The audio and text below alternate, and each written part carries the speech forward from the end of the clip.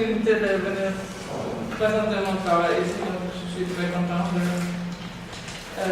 d'être ici.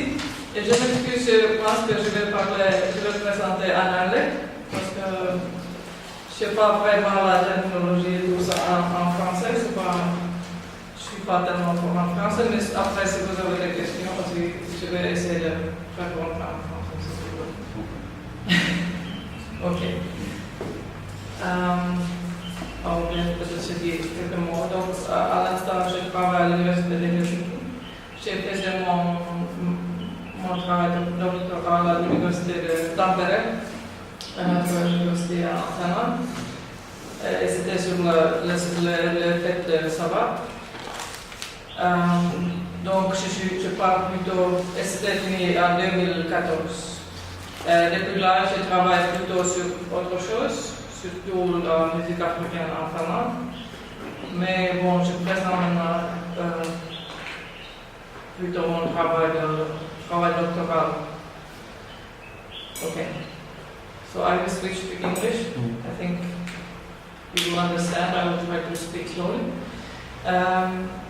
So this is based on my doctoral thesis. Unfortunately, I don't even have, it was published as a book, and I have, last time when I was here, I bought 2 copies of the book to the library here at the university, so you can find it in the library, but I didn't bring a copy of it myself today. And the thesis was about Sabar dance events, the kind of social dancing, and how people create kind of present themselves and kind of also present their relationships to other people through dancing and also through music, and how the whole tradition is constructed in those events. But I suppose when I'm in Senegal, I don't have to tell you that much about what Sabar is. You all know what it is. But here's like a very short.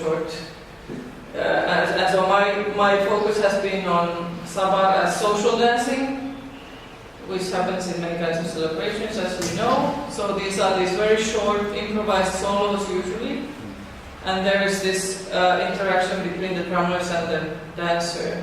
And this is often considered as a kind of women's affair. It's mostly for women. The organizers of the events are women. You don't often see men dancing there. And it's kind of simultaneously, it's very collective. The event is created together, but there is also a space for individual expression through dance. And of course there is also the Sabar as a kind of a stage art with professional dancers, and nowadays also you see often professional dancers coming to these big dannever or also some smaller events sometimes to perform choreographies, often as a group, but I will get back to that later. And of course there is also the Sabar of the several people and all that, but I will not go into that history here today.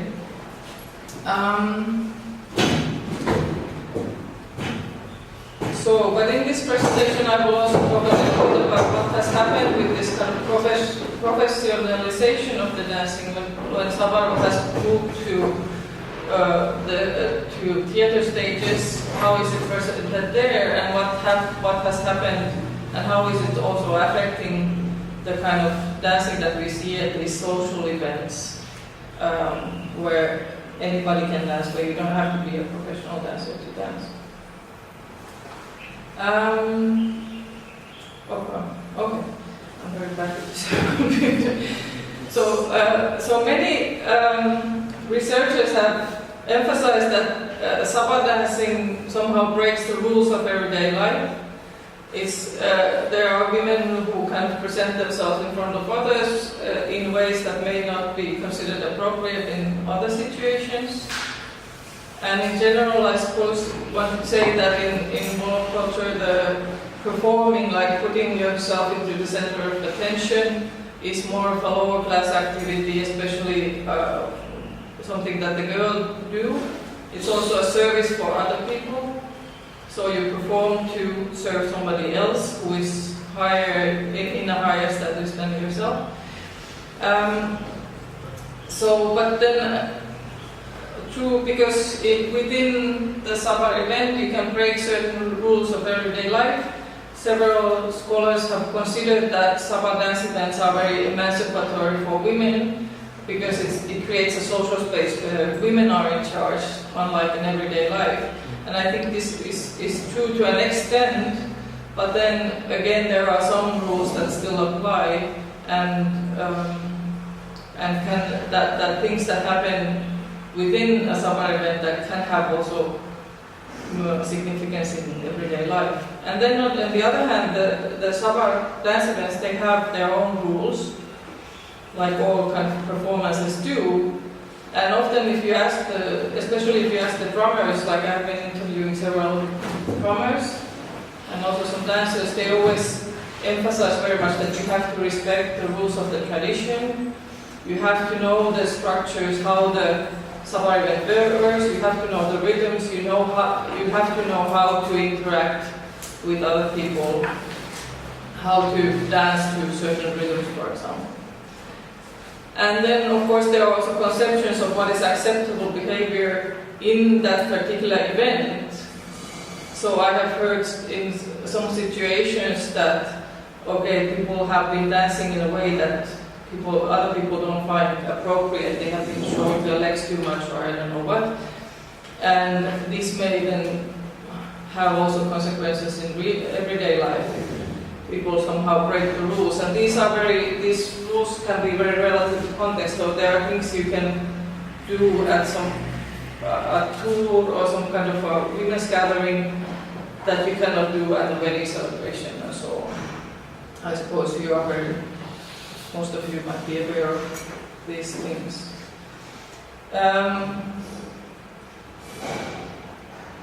Sorry, I didn't want to go back to that one. Not that one either, sorry. So there are kind of two sides to the story of dancing. Otherwise you can see that, okay, when a woman is dancing at Sabar event, it is her who has the power, it's her who leads kind of the situation, she has the attention, she's in charge. But at the same time, when you dance, you kind of put yourself in a lower position, that you are in service of the person who has organized the party. But at the same time, you have the possibility to kind of show yourself, show your beautiful clothes, show your good looks and all that, show your beauty and how you can take charge of the situation. So there are kind of, I feel that there's these two sides to dancing, that in another way you're kind of taking charge, but then at the same time you're kind of putting yourself in the service of other people. So the power relationships are kind of complicated. And sometimes it's also kind of a social obligation to dance. If your friend has invited you to a party, then you kind of, maybe you feel obliged to kind of show your respect to your friend and your friendship and support for the organizer that you will go and dance to support the event. So I have here a short clip. I suppose everybody knows what these things are about. This is actually a wedding about 10 years ago in Lappeenranta.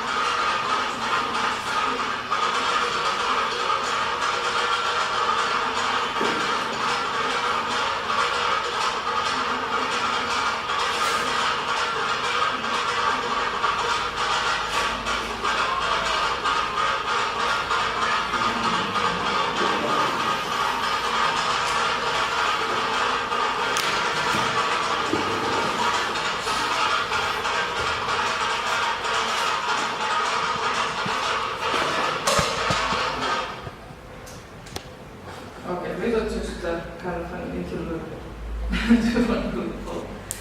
I'm clicking something here. So then my conclusions about the question of how is femininity expressed.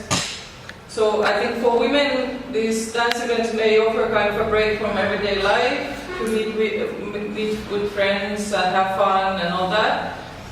But I think when looking at the practices of dancing, how do you dance, how do you present yourself in front of others, it kind of presents a very traditional image of femininity. So often, like I said, especially the drummers, they emphasize very much the respect for tradition, that when you dance, you should respect tradition, you should dance according to the rhythm that's being played. And so there is some individual expression, yes, but it's only allowed within these given structures, within the framework of a certain rhythm. And it's also very important to use these kind of traditional elements of movement, these movement patterns or movement motifs, so you can communicate with the drummer.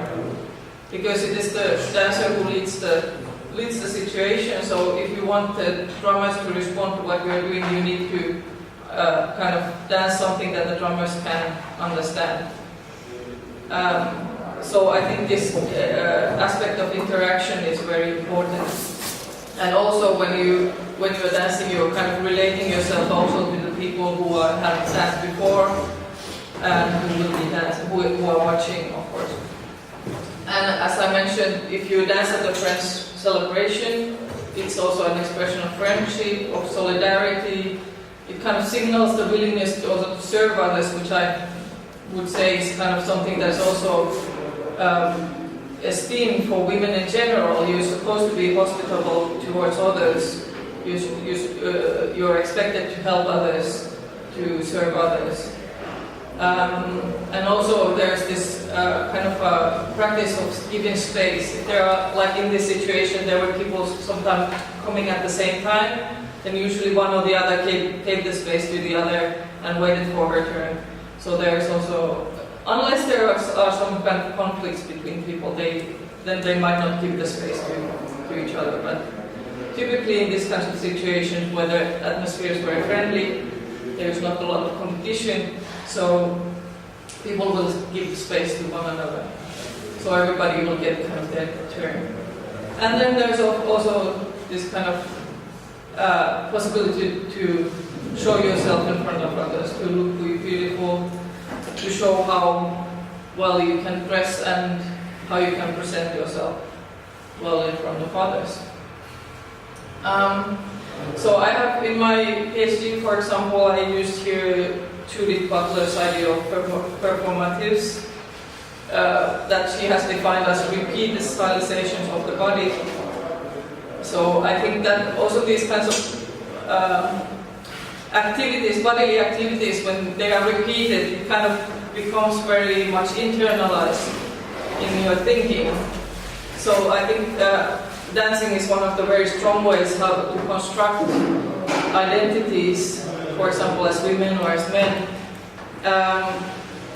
And I would say then claim, or I have claimed in my PhD, that I think Sabar dancing is one of the ways that in which this kind of an ideal femininity is constructed among women here. So it kind of develops these ideas of what a woman should be, or ideally would be. So one could also maybe see Sabar dancing as a kind of a system of education for young women. And of course what you see in these kinds of events are often rather the younger women than the older ones who are dancing. So they're kind of practicing the skills to become appreciated as women. So then I was actually this question of gender was something that I was not very interested in at the beginning, but then it seemed like it was kind of very strong topic that came through fieldwork and through watching and following all these events. And then I asked a lot, of course, about men dancing. So what is the situation? And then I hear many people say that, well, men do not dance. That's the basic question. But then there were other people who were maybe knew a bit more about the history, and they said, well, actually there are certain dances that men used to dance before, so there are all these different views about men dancing. And also some dancers said that, okay, when there are these dances that used to be danced by men, but that we don't dance anymore. So it looks like that men did dance in the past, but somehow the Sabar dancing at present is more dominated by women, at least in social events. Then in the professional scene, the situation is quite different. So men would dance more in other contexts than at these kinds of Sabar events, what I call Sabar events, social dance events. There's the sim that seems to have gained a lot of popularity lately, and I did a small documentation project on the sim actually a few years ago, but I have not written about it yet. Then there are the wrestling matches, where you can see the wrestlers when they come in, they will dance. And then there are the ballets, where there are both female and male dancers, these staged versions of Sabar dances and other traditional dances. And then I would also add the Bala music, the pop music scene, where you can see a lot of Sabar style dancing as well. And I would say that when looking at especially media, these professional male dancers are very highly visible. Of course, there are also famous female dancers, but when thinking about professional dancers, you often see quite a lot of men. And also many of the ballet leaders and choreographers are actually men, which seems a bit, how do you say, well, as something that has often been considered that, okay, this is something for women, and then in the professional scene somehow the men have taken over. And also outside Senegal, often Sabar dancing is taught by male dancers actually. So often when I talk in some places in Europe or in Finland, if there are people who have seen Senegalese ballets perform or Senegalese groups perform, they are often very surprised that I would say that Sabar dancing is for women, because they have mostly seen men dancing. And most of the teachers who you meet in Europe, there are only a few, very few female dancers who are active in teaching Sabar dances outside Senegal.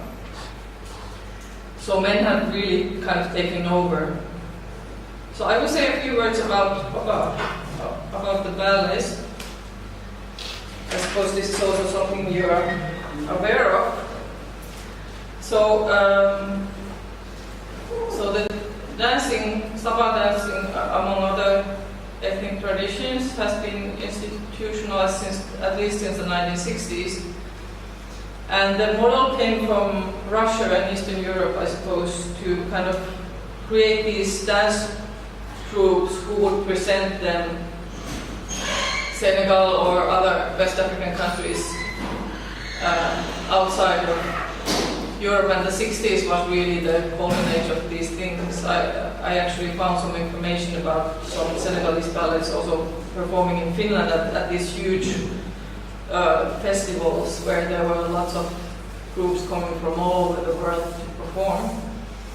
So in this context, the Sabar is really represented as national heritage, and other people have written about it more than I have. So it's presented alongside of other ethnic dance forms, and it's kind of transformed to fit the Western theater stage setting. There are mostly these big choreographies of groups of people dancing, both men and women, often men and women dance in separate groups. I have a small clip afterwards.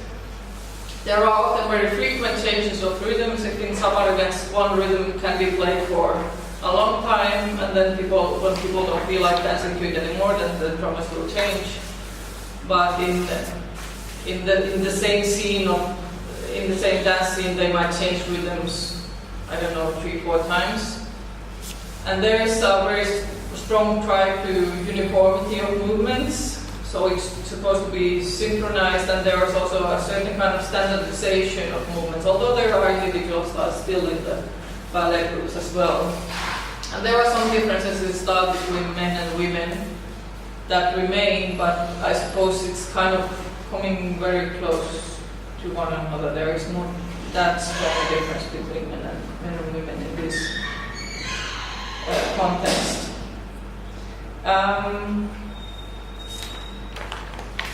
So there's a small bit. I don't know if you get the sound. So there's a group of women who come and then the men will dance in a moment.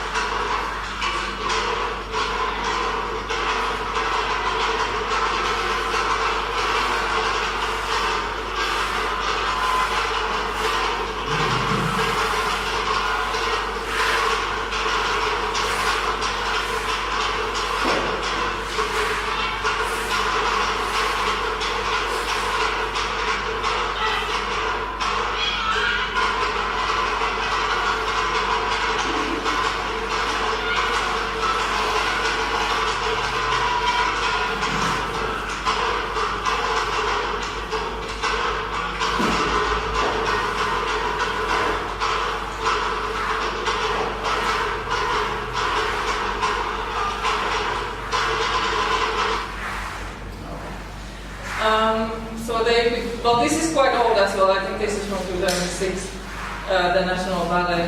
And there are some newer productions where they have mixed groups, so there are women and men dancing at the same time, the same things. But here you can still kind of see that there's the male choreography was much more kind of jumping very high and having these kind of footwork things happening, and then the women were more kind of maybe more hands, maybe kind of a difference in style. You can see that there between those two groups. But what has been interesting with this professionalization and institutionalization of dancing is that the same professional dancers commonly perform in several contexts. Many of them have some kind of an education in a ballet. They perform in the ballad scene with pop stars on video clips. Some of them perform the sim. And then their groups might also come to perform at THÈME and other kinds of events if they are invited, or sometimes even if they are not invited. But anyways, so they come to present. And what they usually perform are these group choreographies. Even if they come to perform at THÈME, they will come and they will do their group choreography. They might do also some dance solos to display individual skills, but often there is some kind of a pre-rehearsed choreography that they will perform.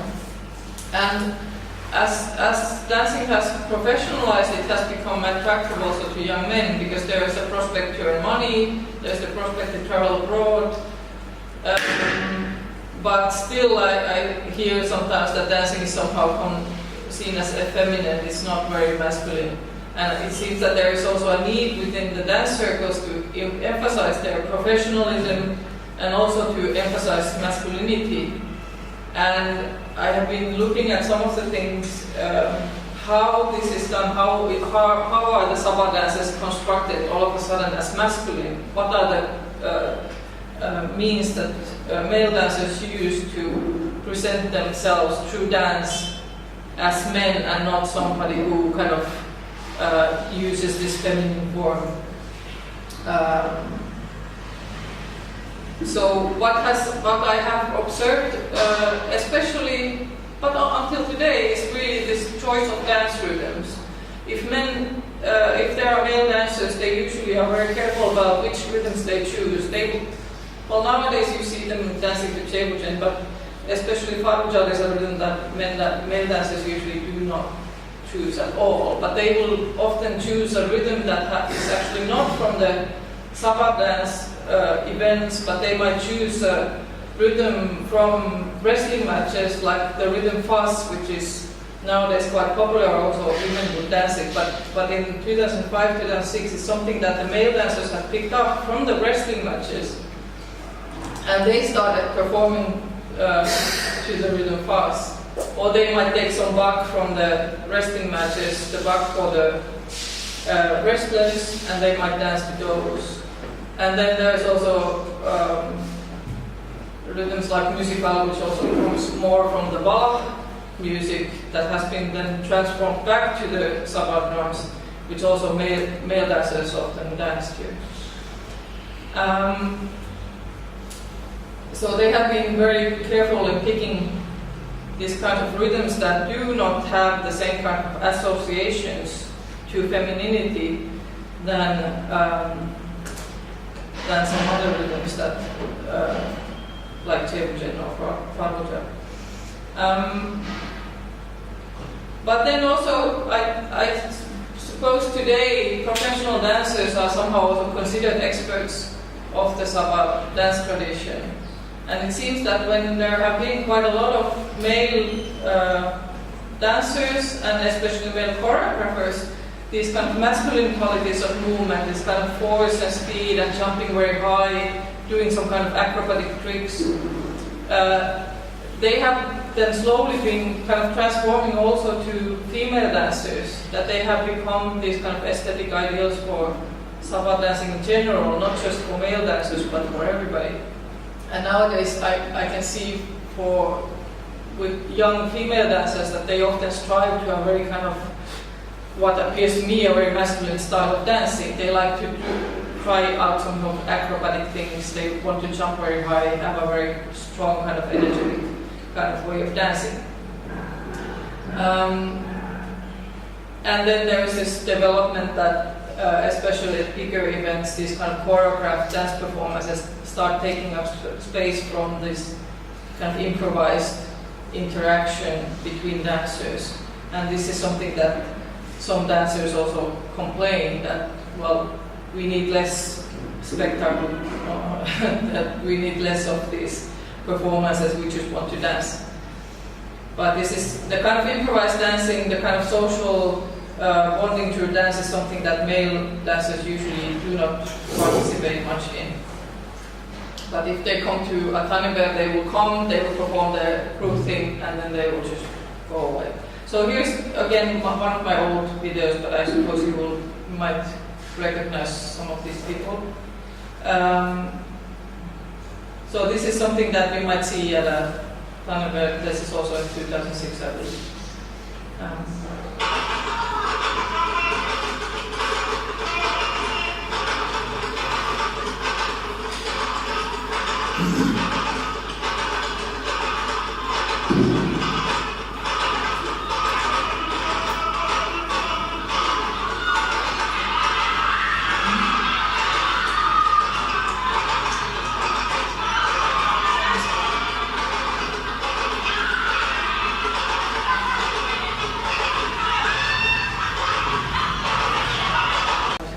Appropriate for the situation, that they will be kind of given the kind of feedback that okay, this is not okay. but there is also this flexibility, so there is space for new creation.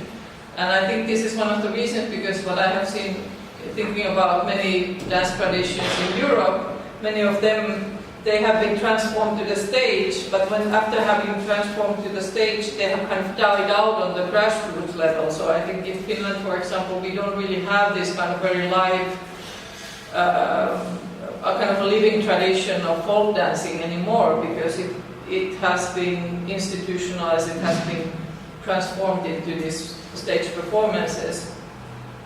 And it does not, well, there are some people who also practice it as a kind of social dance, but not very few people. So that kind of a tradition has been lost, but here at least until now it's still there, and people learn it just by looking and going to these events. But then there's this, especially the ballets, but also other kinds of performances, stage performances, who kind of, especially the ballets, they often kind of attempt to reconstruct some kind of an imagined past. There is also real research into the dances of the past, but I can see that there is also a kind of standardization, there's a kind of idealization of certain ways of dancing, that people take certain ways of dancing as standards, something that everybody should follow. And I have also heard from some people that these kinds of comments where I can see that they see that these learned choreographies, like people who have learned at the ballet, or I have been told, because I have learned with some teachers, if I have performed a kind of a choreography, kind of ballet style choreography somewhere, then people might kind of do a compliment that, oh, you know our tradition much better than we do. Whereas for me, this ballet is not really the tradition is there with the people, and then what has been transformed on stage is something else. Or it's the kind of a second level of tradition, let's say. And nowadays it seems that especially these ballet choreographies have been the basis of how the Sabar tradition is represented on stage to foreigners, also in dance classes. If somebody like myself or somebody in Europe wants to learn Sabar dancing, it's also taught in the form of choreographies. And many of us then struggle to understand how does this kind of improvised dancing work, because that's not taught really anywhere at all. And then what is, I think, also a kind of a newer development that has come with the professionalization is this kind of virtuosity and extraordinary skills, which are of course emphasized by professional dancers so that they can stand out, they can gain a reputation as dancers because they can do something that other people cannot do. So when asking about tradition, so what is the Sabar tradition, you get very different kinds of answers. So what is important? I have asked many people, drummers and dancers, that, well, what do they feel as essential in the Sabar tradition? And often the answer is, well, you have to know the rhythms, you have to know the kind of the basics of how to perform. But then also you might get answers that, well, you have to learn, you have to study to know it, and that's of course also true. But then sometimes these social dance events, it seems that they are not really valued as a tradition, but it's more of these stage performances that have this kind of a higher value to people, which I feel that is a pity if it turns out that way.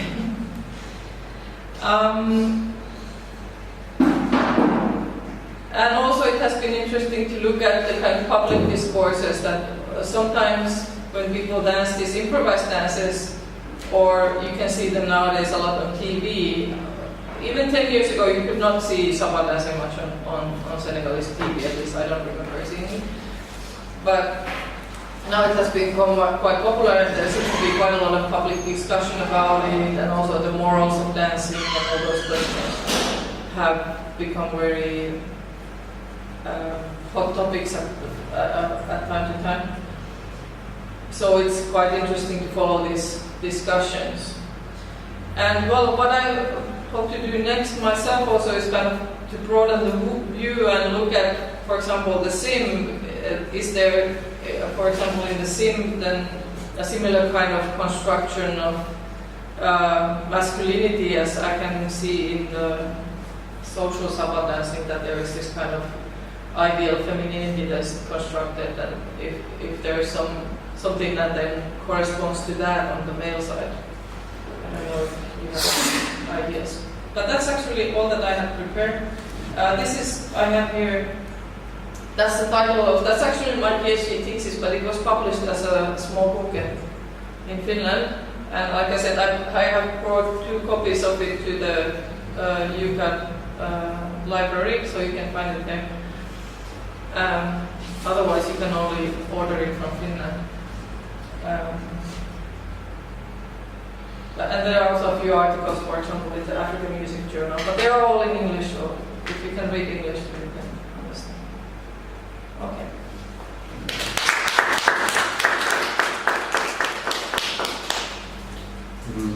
Merci pour la présentation qui est très riche. Donc, pour les interventions, on va faire circuler une liste de ceux qui aimeraient prendre la parole. Je suis trouvé.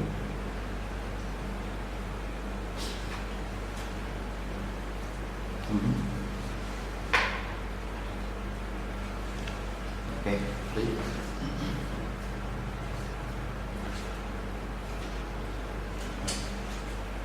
That right?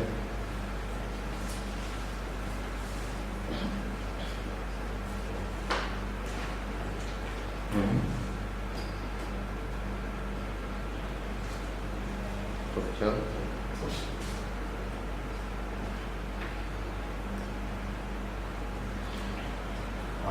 Quelqu'un d'autre? D'accord. Ici, Merci pour cette présentation, riche en informations. En l'occurrence, bon,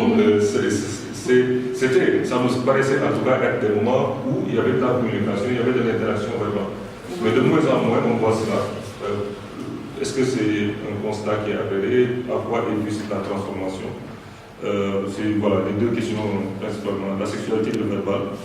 Mais j'ai beaucoup aimé, c'est le dernier mot que je dis, tout ce que vous avez dit sur la masculinisation de la danse et surtout la manière dont cela aujourd'hui nous amène à une forme d'approbatisation des normes. Donc, c'est très intéressant. Je vous remercie en tout cas pour cette très intéressante présentation. Ouais, l'éducation sexuelle, là, ouais, je pense que c'est quelque chose de très important. J'ai oublié le nom de cette femme qui a écrit une thèse surtout sur ça. Peut-être parce que quand je faisais mon travail de terrain ici, surtout en 2005-2006 et encore un peu plus tard, j'ai suivi plutôt les spectacles un peu plus ouverts. Je pense que ça se passe plutôt entre les femmes, plutôt les tout petits Sabar, des tout, où parfois je vois ça, mais je n'avais pas vraiment l'accès pour demander ça pour les gens qui pouvaient m'expliquer. Je vois que c'est un thème qui est un peu difficile à approcher. Mais je vois qu'il y a aussi cet aspect-là. Mais ce n'est pas dans tous les savoirs, mais c'est dans certains contextes. Et ouais, aussi l'interaction verbale, c'est quelque chose que vraiment j'ai un peu laissé sur le côté, comme la religion aussi. Mais je sais qu'il y a des autres qui ont écrit sur ça.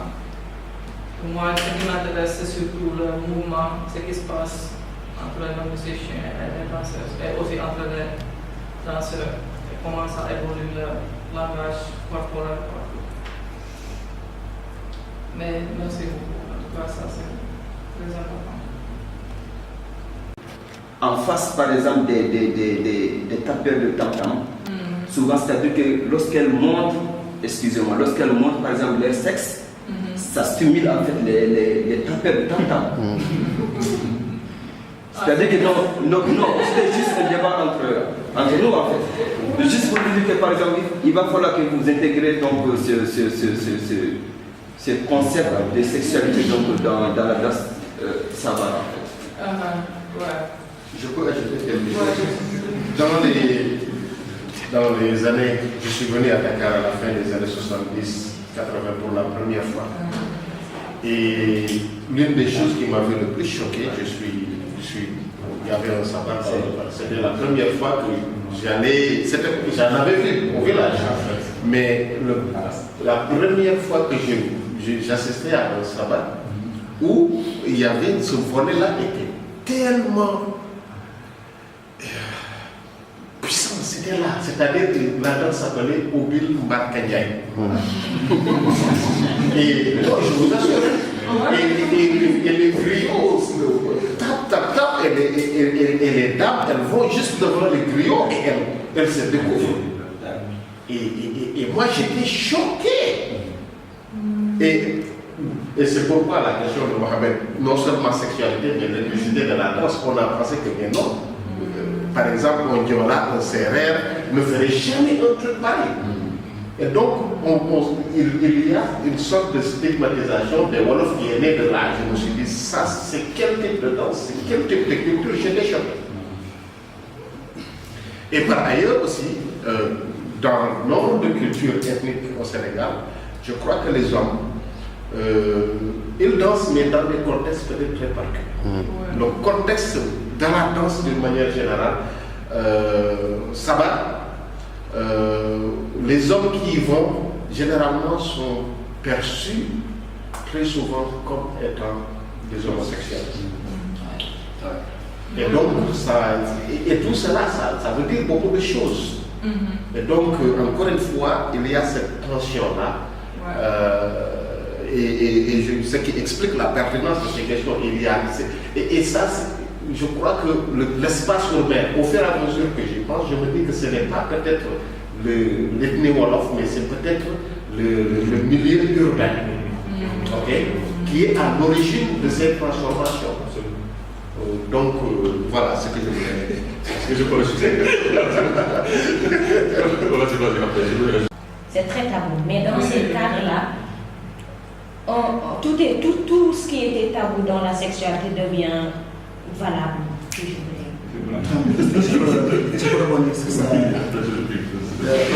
Moi, je pense que ça dépend du contexte. Parce que ça dépend de la forme de danse. Parce qu'il y a des danses qui sont uniquement pour le lumber, par exemple. Ce sont les femmes mariées qui sont destinées à faire ça. Comment dirais-je, il y a ce qu'on appelle le djihad, je pense. Ce sont aussi les femmes, les nouveaux mariés, les nouvelles mariées qui sont censées faire ça. Donc il y a des danses privées et il y a des danses publiques. Il y a des danses qui sont censées être privées, qui ont été déplacées dans les lieux publics. C'est ça le problème, en réalité. Je suis d'accord. Je vous l'ai dit, en fait, la femme se découvre et rencontre son nouveau mari. Je pense effectivement, je suis d'accord avec toi, qu'il y a dans l'espace du Sabar des danses fortement sexualisées ou érotisées, qui se reflètent, ça se reflète à travers le nom, à travers la mimique, les gestuels et autres. C'est par exemple l'exemple du lebel, effectivement. Ça participe effectivement, je pense, à l'éducation sexuelle. Ça prépare la femme à, je pense, une pratique érotique, etc. privée. Donc entre femmes, on s'apprend ça, etc. On est dans la compétition. Et je pense que chacun en acquiert l'aptitude. Mais de manière générale, et c'est là peut-être où j'étais moins d'accord avec votre réponse, même quand on n'est pas dans cette pratique en apparence très très érotisée ou sexualisée, je pense que même quand ça apparaît, relativement innocent, il y a quand même quelque part du sexuel. L'instrument en lui-même peut être perçu comme phallique. J'en veux pour preuve, à un moment donné, il y avait, vous savez, des photos privées d'une dame qui était sortie, ça avait fait scandale. Elle était assise sur un Sabar, des photos qu'elle voulait érotiques et qu'elle voulait envoyer à son mari ou à son amant, etc. Donc l'instrument en lui-même peut être extra. La manière de faire le trio, tout ça, je pense qu'on ne peut pas évacuer cette dimension-là. Et à propos il y a Mamou Seyye qui s'intéresse beaucoup à ces questions-là. Je l'ai vu une fois dire en fait que ça ne portait pas ce nom-là, mais c'est tellement ancien. Il dit que lui, quand il était enfant, un de leurs grands plaisirs, et peut-être là également, ça participe de l'éducation sexuelle aussi des garçons, parce qu'on parle de celle des femmes, il dit que c'était d'aller dans les Sabar, parce qu'il y avait toujours ce moment de dialogue où il disait, ça se disait comme ça, Abdoulaye Keïta qui travaillait sur comment dire, la littérature par rapport à la chanson de mémoire, enfin, mais moi je ne peux que citer quelques trucs, il disait que c'était Ndiaye Kholé, déjà disaient Ndiaye Kholé, et le Kisoumadara, etc. Et puis un jeu comme ça, et la femme montrait ses dessous. Mamou Seyye, quand il rapporte ça, c'est vraiment assez extraordinaire. Deux derniers points, très rapides. Sur la question de l'Islam, avec c'était une question qui avait deux parties. La question de la tradition et la masculinité qu'il interprète comme vraiment liée à l'aspect économique. Là, je suis plutôt nuancé. Je me dis, est-ce qu'on ne doit pas penser à la lutte? Parce que la lutte a gagné en visibilité, intègre beaucoup le savoir. Est-ce que ça aussi, ça ne participe pas de la masculinisation du savoir? Je pense qu'il faut aussi penser à la lutte. Maintenant, là où je suis totalement d'accord avec lui, et je pense que c'était un truc aussi le sens de sa question, on ne vous a pas assez entendu quand je dis vous, c'est toi et tous ceux avec qui on a interagi sur la danse, sur le rôle de l'espace, notamment de l'espace urbain. Parce que, ne serait-ce que parce que vous l'avez dit à un moment donné, les foyers où émergeait la mode, etc., c'était Médina, c'était Colomba, c'était Fas. On s'en pas toujours. Mais on voit qu'avec la banlieue, c'est aujourd'hui un phénomène qui est très ancré dans la banlieue. Il n'y a qu'à voir les pratiques qui s'abattent tout le monde. Et souvent, on voit des noms. Mais c'est passionnant, c'est juste que c'est passionnant. Et je voudrais ajouter un rapport peut-être avec lui qui travaille sur la ruralité. Après avoir vu assister à cette cérémonie de Sabar, à cette performance, quelques années plus tard, je vais au village.